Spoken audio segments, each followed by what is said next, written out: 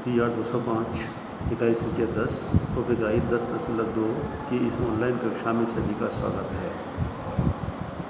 इकाई संख्या 10 से परफोरेटिंग से जुड़ी हुई है। परफोरेशन या परफोरेटिंग या परफोरेट करने का संबंध छेद करने, छिद्रयुक्त आकृति बनाने से। और छेद करने के उद्देश्य अनेक हो सकते हैं, लेकिन चूँकि यहाँ मुद्रण पेपर में छेद करने का संबंध है तो हमें ये मान के चलना पड़ेगा कि बहुत सारे मुद्रित पेपर्स ऐसे होते हैं जिनको छेद किया जाता है, छेद करके पृथक किया जाता है, पृथक करके एक कागज़ रिकॉर्ड में रखा जाता है और दूसरा कागज़ या उसकी जो काउंटर फाइल है वो ग्राहक को दी जाती है या पब्लिक को दी जाती है। यानी कि जो ऑफिशियल ट्रांजैक्शन है, फाइनेंशियल ट्रांजैक्शन है, सेल्स के हैं, कॉमर्शियल पर्पज़ के हैं, लेन देन के हैं, ट्रेड इंडस्ट्री में इस्तेमाल होते हैं, यानी जनता के साथ ट्रांजैक्शन करने वाले, फाइनेंशियल ट्रांजैक्शन वाले जितने डॉक्यूमेंट होते हैं उनमें लेन देन का प्रमाण रखा जाता है। और एक प्रमाण कार्यालय के लिए होता है, दूसरा का जनता के लिए प्रूफ के तौर पर देने के लिए होता है।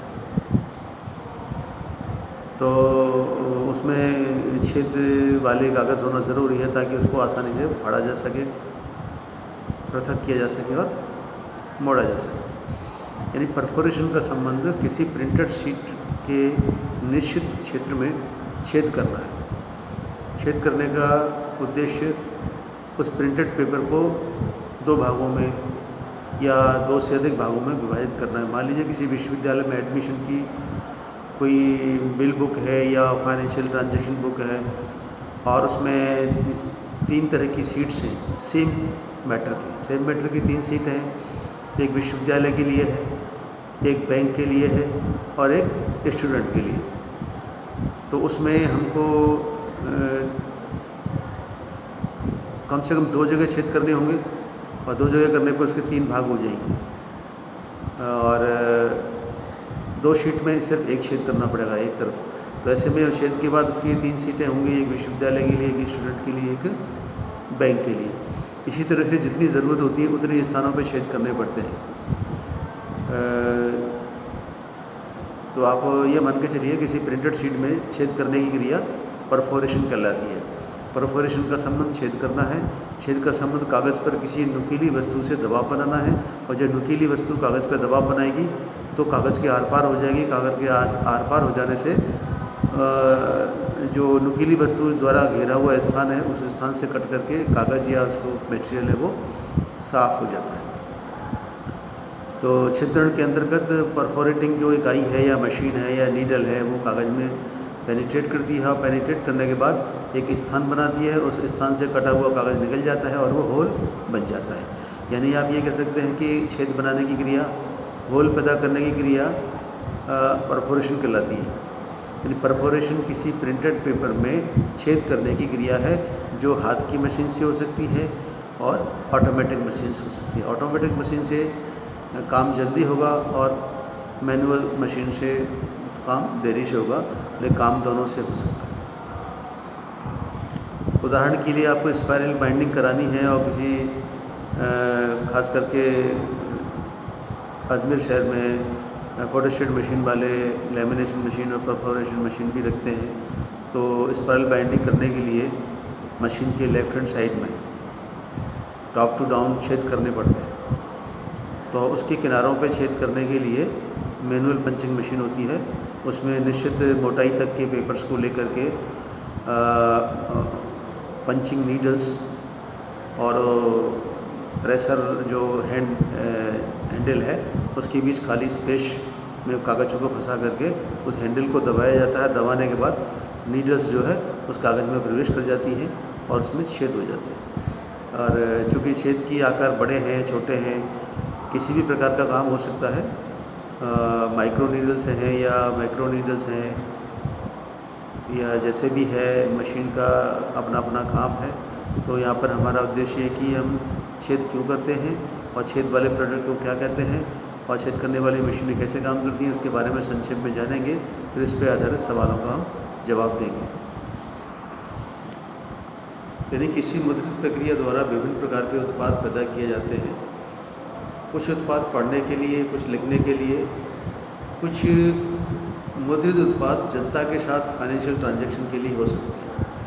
जनता के साथ कह लीजिए, या 2 से अधिक लोगों के बीच कह लीजिए, या मार्केटिंग के पर्पज़ से कह लीजिए, बिलिंग के पर्पज़ से कह लीजिए, रिसिप्ट के पर्पज़ से कह लीजिए, चेक बुक पर्पज़ से कह लीजिए, ये सब जो ट्रांजैक्शन है फाइनेंशियल, उसका दूसरे व्यक्ति से संबंध होता है। तो जो दोनों व्यक्ति ट्रांजैक्शन करते हैं उसकी एक रिसिप्ट या एक काउंटर फाइल उसके पास रहती है और दूसरे काउंटर फाइल ग्राहक के पास चली जाती है। तो ऐसे में कुछ हमारे पास कुछ एग्जांपल्स हैं जिनके बारे में मैं कह सकता हूँ, जैसे पोस्टेज स्टैम्प्स हैं, डाक विभाग में इस्तेमाल होती हैं। पेपर लीव्स हैं, कागज़ की पन्नी है, प्रिंटेड या अनप्रिंटेड, उसमें हम छेद कर सकते हैं। चेक बुक है जो बैंक में इस्तेमाल होती है, और ये रिसिप्ट बुक यानी पैसे के लेन देन की बुक। तो cheque book, bill book, receipt book, postage stamps, paper leaves, drafts या अन्य प्रकार के ट्रांजैक्शन से जुड़ी वो सामग्री जिसमें 2 या 2 से अधिक काउंटर फाइल्स लगी होती हैं, तो उन काउंटर फाइल्स को पृथक करने के लिए निश्चित स्थान पर होल्स का होना ज़रूरी है, ताकि उसको आसानी से अलग किया जा सकता है। होल एक तरह से आपको उस कागज़ को टीयर करने या उसको सेपरेट करने में सहायता देता है। जैसे कि अगर आप पोस्ट ऑफिस विभाग में जाएंगे और आपको उसको मान लीजिए किसी पोस्टेज स्टैम्प को देना है, तो पोस्टेज स्टैम्प के जो भंडार में बहुत सारी सामग्री लगी हुई है उसको होल के द्वारा जोड़ा गया है और होल के द्वारा पृथक किया गया है। होल का जोड़ने का मतलब जो प्रिंटेड शीट में होल है और होल युक्त जुड़ी हुई चीज़ को होल की मार्फत तोड़ करके अलग किया जाता है, और एक एक करके टिकट को अलग करके हम ग्राहक को दे देते हैं, और इस तरह से हमारा काम बन जाता है। तो मुख्यतः इसमें यदि पब्लिक ट्रांजैक्शन, फाइनेंशियल ट्रांजैक्शन या पब्लिक यूज़ या 2 या 2 से अधिक के मध्य लेन देन से जुड़ी कुछ चीज़ को एक प्रूफ कार्यालय के लिए, दूसरा प्रूफ जनता के या ग्राहक के लिए होता है, ऐसी सामग्री को हम पंचिंग या परफोरेशन द्वारा होल युक्त, क्षेत्रयुक्त करके इस्तेमाल करते हैं। और क्षेत्रयुक्त इस्तेमाल करने की सामग्री को हम परफोरेटिंग प्रोडक्ट कह सकते हैं, और परफोरेटिंग प्रोडक्ट के लिए परफोरेटिंग मशीन होती है। परफोरेटिंग मशीन मैनुअल या ऑटोमेटिक हो सकती है।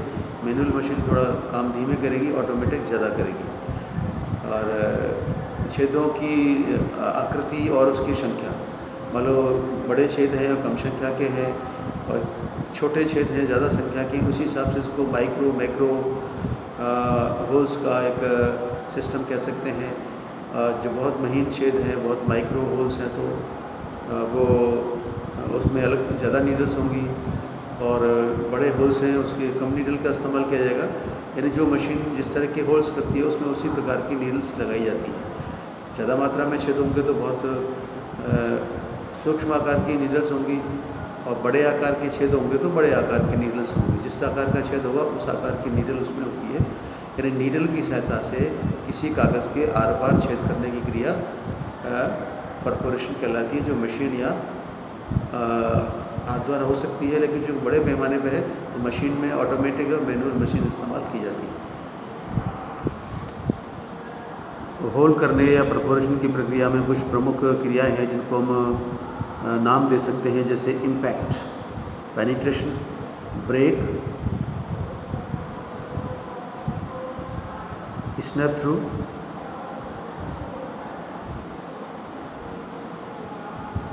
और विड्रॉल। इम्पैक्ट का मतलब किसी भी पेपर शीट को होल करने के लिए उस पर दबाव डाला जाता है, प्रभाव डाला जाता है, प्रेशर डाला जाता है। प्रेशर के प्रभाव से वो पेनिट्रेट होता है, यानी कि किसी भी नीडल या बहुत ही शार्प नुकीले आकृति की किसी वस्तु से जब किसी कागज़ पर दबाव डाला जाता है तो उस प्रेशर को इम्पैक्ट कहते हैं। और इम्पैक्ट की सहायता से नीडल पेनिट्रेट करती है, पेनिट्रेट करके वो कागज़ के आर पार होती है। आर पार होने से वो छिद्रयुक्त स्थान का जो मटेरियल है वो ब्रेक होता है, और ब्रेक होके नीडल आर पार चली जाती है, और आर पार होने के बाद वो होल बना के पुनः वापस आ जाती है। यानी कि नीडल होगी, नीडल के सामने पेपर होगा, प्रेशर से पेपर में पास होगी। पास होने के दौरान होल वाली जगह पर जहाँ की नीडल फंसी हुई है वहाँ से निकला हुआ कागज़ की सामग्री पृथक हो जाएगी और नीडल में छेद करके नीडल अपने स्थान पे आ जाएगी। यानी कि नीडल अपने स्थान से चलती है, कागज़ में पेनिट्रेट होती है, होल बनाती है और होल बना के पुनः वापस आ जाती है। तो ये कह सकते हैं कि इस सिस्टम में जो मशीन है या जो भी सिस्टम है वो एक हैंडल या अन्य कोई प्रेशर सिस्टम है, उस पर दबाव बना के नीडल्स को कागज़ के संपर्क में लाता है और कागज़ के संपर्क में आने के बाद नीडल्स प्रेशर के द्वारा कागज़ में पेनिट्रेट करती हैं, पेनिट्रेट के द्वारा होल बनाती हैं। होल के दौरान कागज़ का कुछ हिस्सा उस होल युक्त स्थान से पृथक होकर के कट करके अलग हो जाता है और आर पार होल होने के बाद नीडल पुनः वापस आ जाती है। इन प्रेशर के द्वारा एक बार में कागज़ में नीडल प्रवेश करती है और प्रेशर छोड़ने के बाद नीडल अपने स्थान पर वापस आ जाती है। तो यहाँ प्रक्रिया ये निकल के आती है कि किसी कागज़ के 2 या 3 या 4 के संख्या में जितनी सामग्री उस स्पेस में आ सकती है, मान लीजिए किसी स्पेस में अधिकतम 10 कागज़ आ सकते हैं और उस स्पेस के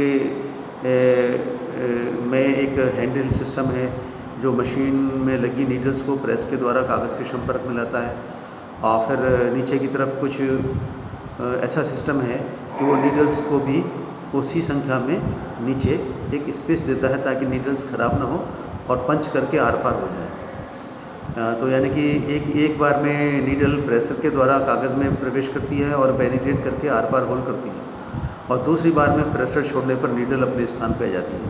यानी नीडल पे प्रेशर लगाते हैं, किसी भी सिस्टम से नीडल पे प्रेशर लगाते हैं तो कागज़ में पेनिट्रेट होकर छेद बनाती है और प्रेशर को छोड़ते हैं तो कागज़ में पेनिट्रेशन के बाद नीडल अपने स्थान पर आ जाती है। तो होल करने की प्रक्रियाओं में आगे इम्पैक्ट यानी प्रेशर, पेनिट्रेशन यानी सुई या नीडल का आर पार होना, ब्रेक यानी नीडल के आर पार होने से कागज़ की जो सामग्री है जो होल बनने से अलग होती है वो टूट के निकल जाती है।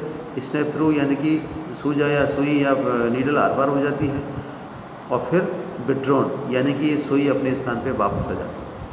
तो इसमें निचोड़ निकल के आता है कि एक बार में जब हम किसी कागज़ में होल करते हैं तो होल करने वाली नीडल्स पे प्रेस डाल के प्रेशर द्वारा नीडल्स को कागज़ के आर पार किया जाता है और कागज़ के आर पार होने के बाद उस नीडल को प्रेशर छोड़ने के बाद उन्हें अपनी अवस्था में लाया जाता है। यानी प्रेशर के द्वारा नीडल पेनिट्रेट करती है और प्रेशर छोड़ने पर अपनी ओरिजिनल पोजीशन में आ जाती है। इस तरह से नीडल द्वारा होल करने की क्रिया के लिए हम परफोरेशन मशीन या पंचिंग मशीन या छेद करने की मशीन जो हाथ संचालित हैं या मशीन संचालित हैं यानी ऑटोमेटिक हैं और मैनुअल हैं उनका हम इस्तेमाल करते हैं और उसमें निश्चित मात्रा या संख्या के छेद बने होते हैं और उन छेदों के और नीडल्स के मध्य में पेपर्स को रखा जाता है और नीडल्स पेपर्स में या कागज़ में छेद करके उन होल्स तक पहुंचती है। इस तरह से एक तरह से उस नीडल्स के और नीडल को सहन करने वाले कुछ स्पेस के बीच में इतना गैप होता है ताकि पेपर को बीच में फंसाया जा सके और नीडल्स के आर पार होने के दौरान उसकी नीडल्स की नुकीली जो किनोर है वो ख़राब ना हो और उसको भी बचाया जा सके।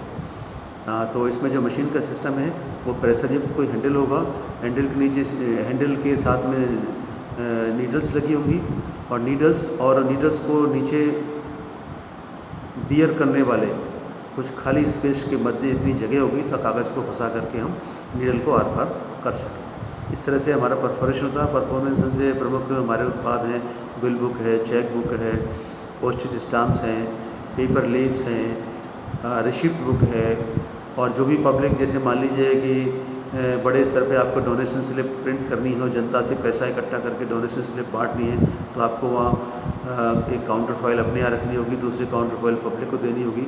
तो दोनों को पृथक करने के लिए आपको होल्स कराने होंगे तभी वो परफोरेशन से वो सीट आसानी से अलग हो जाएगी। और बार बार कैंची लगाओ, बार बार मोड़ो, बार बार तोड़ो तो बहुत समय लगता है। तो समय बचाने के लिए, काम को जल्दी करने के लिए, जनता के बहुत लंबे स्तर के कार्यों को करने के लिए, फाइनेंशियल ट्रांजैक्शन को आसान बनाने के लिए और जनता के संपर्क से जुड़े बहुत सारे विस्तृत कार्य करने के लिए परफोरेशन युक्त printed material, bill book, financial book, receipt book, cheque book और पोस्टेज स्टैम्प इत्यादि परफोरेशन सिस्टम द्वारा तैयार किए जाते हैं। ये जनता से जुड़ी बहुत बड़ी चीज़ है। ये टॉपिक है 1 या 2 नंबर का है, अक्सर आता रहा है, आवश्यकता है, तो इसको हम तैयार कर लेंगे। अब हम कुछ सवालों पे विचार करेंगे। पहला सवाल है, परफोरेशन में होता है नंबर 1 पेपर में पेनिट्रेशन, नंबर 2 होल, नंबर 3 छिद्रयुक्त रचना और डी उक्त समझ सही। तो इसमें सभी आएगा, इसमें पेनिट्रेशन भी होता है, परफोरेशन होता है और छिद्रयुक्त रचना बनती है। दूसरा सवाल आएगा कि परफोरेशन से जुड़े प्रोडक्ट कौन से हैं। ए आएगा बिल बुक, बी आएगा चेक बुक, सी आएगा रिसिप्ट बुक, डी आएगा उक्त समझ तो सही। तो इसमें बिल बुक, चेक बुक और रिसिप्ट बुक सभी हमारे प्रोडक्ट हैं, वो हमारे इसमें आ जाएंगे। डी विकल्प सही होगा। तीसरा सवाल है, परफोरेशन से क्या फ़ायदा है। तो ए विकल्प आएगा, काटना आसान होगा, बी आएगा मोड़ना आसान होगा, सी आएगा प्रिंटेड शीट के निश्चित भाग को पृथक करना आसान होगा, डी उक्त समझ सही। तो इसमें डी विकल्प आएगा क्योंकि इसमें काटना भी आसान है, मोड़ना भी आसान है और इसको सेपरेट कर सकते हैं। चौथा सवाल है कि परफोरेशन क्या है, इसकी क्या उपयोगिता है। आप कहेंगे परफोरेशन किसी मुद्रित या गैर मुद्रित कागज़ में या प्रिंटेड प्रोडक्ट में या किसी भी अन्य प्रकार के सरफेस में छेद करने की क्रिया है। छेद करने की क्रिया के निश्चित उद्देश्य हो सकते हैं और बहुत सारे काम हैं कॉमर्शियल पर्पज़ के या डोमेस्टिक पर्पज़ के या जनोपयोगी कार्य हैं जो छेद के द्वारा किए जाते हैं। जैसे कि मान लो लकड़ी की 2 सतह को जोड़ना है, पेच कसना है, तो वो भी कर सकते हैं। और पेपर की 2 सतह को हम धागे से बांधना है तो भी होल करके बांध सकते हैं। जैसे कि हम किसी पेपर फाइल को हम छेद करके उसमें एक टैग लगा के या मान लीजिए कोई फीता लगा के उसको हम बांधते हैं। तो यानी कि किसी पेपर शीट में या अन्य सरफेस में छेद करने की क्रिया को हम परफोरेशन कहते हैं। और मुद्रण के संबंध में कुछ प्रिंटेड प्रोडक्ट्स ऐसे होते हैं जो 2 या 2 से अधिक व्यक्तियों के मध्य इस्तेमाल होते हैं। पब्लिक ट्रांजैक्शन के होते हैं, फाइनेंशियल ट्रांजैक्शन होते हैं, बिलिंग के होते हैं, कॉमर्शियल ट्रेड और सेल्स के होते हैं। उनमें एक कागज़ ऑफिस के लिए, दूसरा कागज़ पब्लिक के लिए दिया जाता है। तो सेम मैटर की 2 प्रतियाँ होती हैं और उन दोनों प्रतियों में विभाजन के लिए छेद किए जाते हैं और छेद के द्वारा उस कागज़ को आसानी से सेपरेट किया जा सकता है। एक कागज़ पब्लिक के लिए रखा जाता है, दूसरा अपने कार्यालय के लिए। यानी कि फाइनेंशियल, ट्रेड, कॉमर्स और सेल्स ट्रांजैक्शन से संबंधित बहुत सारी पुस्तकें हैं, प्रिंटेड बुक्स हैं या रिसिप्ट बुक हैं या अन्य प्रकार की सामग्री हैं। इसमें समान प्रकार की सामग्री के 2 या 2 से अधिक दस्तावेज होते हैं। ये कार्यालय के लिए, एक पब्लिक के लिए, कोई सरकार को भेजने के लिए। तो उनके मध्य विभाजन रेखा करने के लिए एक छिद्रयुक्त लाइन बनाई जाती है। यानी परफोरेशन के अंतर्गत किसी प्रिंटेड शीट में line of punch, line of small holes तैयार की जाती है। यानी कागज़ में छोटे छेदों की एक लंबी पंक्ति तैयार करने की क्रिया परफोरेशन कहलाती है। परफोरेशन के संबंध में फाइनेंशियल प्रोडक्ट मैंने बता दिए, bill book, cheque book, notebook या फाइनेंशियल बुक है, रिसिप्ट बुक है, कोई डोनेशन स्लिप है या पब्लिक ट्रांजैक्शन से जुड़ी और बहुत सारी सामग्रियाँ जिनमें कार्यालय की एक रसीद और जनता को बांटे जाने वाले रसीद के मध्य छेद करके विभाजन रेखा तैयार करते हैं। और अब एक बड़ा सवाल बना सकते हैं कि परफोरेशन क्या है, ये कैसे किया जाता है, इसके फ़ायदे बताइए। आप कहेंगे परफोरेशन किसी मुद्रित या गैर मुद्रित शीट में या किसी अन्य सरफेस में छेद करने की क्रिया है। छेद करने के लिए जितनी मात्रा में छेद करने हैं उतनी मात्रा में नीडल्स पे दबाव बना के वो छेद किए जाते हैं और छेद को हम किसी तार के द्वारा, धागे के द्वारा या प्लास्टिक कॉम्ब के द्वारा किसी तरह से जोड़ सकते हैं या नहीं जोड़ें तो हम छेदों को बीच में से क्रीज करके 2 शीट को पृथक कर सकते हैं। तो यहाँ छेद करने का संबंध किसी मुद्रित उत्पाद जो कि public transaction, financial transaction, trade, business और कॉमर्शियल पर्पज़ का है, उसकी काउंटर फाइल्स को अलग करने के लिए छिद्रयुक्त रचना के द्वारा सहायता ली जाती है। और छिद्रयुक्त रचना से एक कागज़ ऑफिस के लिए, दूसरा कागज़ पब्लिक में बांटने में सहायता होती है। तो आप ये कह सकते हैं फाइनेंशियल महत्व की चीज़ों को पृथक करने के लिए एक छिद्रित रचना कागज़ पर तैयार की जाती है और छिद्रित रचना के लिए हम परफोरेशन की क्रिया करते हैं। परफोरेशन क्रिया करने वाली मशीन को परफोरेटिंग मशीन कहते हैं, जो हाथ द्वारा संचालित हो सकती है और मशीन द्वारा संचालित हो सकती है। इसके फ़ायदे क्या हैं? आप कह सकते हैं कि ऑलरेडी परफोरेट चीज़ को पृथक करना आसान होगा, समय बचेगा, बार बार कैंची या ब्लेड या कोई मोड़ने की सामग्री इस्तेमाल नहीं करनी पड़ेगी और अधिक संख्या में लोगों से कांटेक्ट करके उस सामग्री को बांटा जा सकता है और उसका एक पुख्ता प्रमाण है कि जो हमने पब्लिक को दिया वही हमारे कार्यालय में, तो उसकी एक रिसीप्ट हमारे यहाँ रह सकती है एक जनता के पास। इस तरह से प्रामाणिकता के लिए, कम समय के लिए, ज़्यादा एरिया तक संपर्क करने के लिए और विस्तृत स्तर के कार्य करने के लिए ये छिद्रयुक्त सामग्री की चीज़ जो है हम इस्तेमाल करते हैं।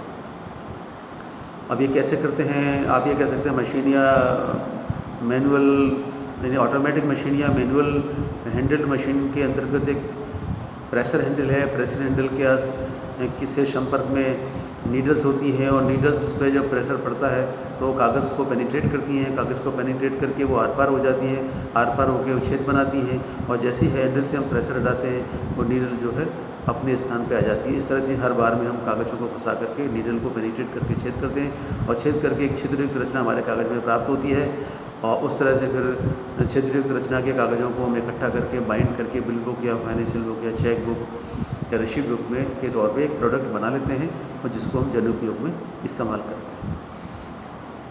और इसकी मशीनों में के अनेक नाम हो सकते हैं। ऑटोमेटिक मशीन है, मैनुअल मशीन है, कोई रोटरी कॉर्पोरेशन मशीन है।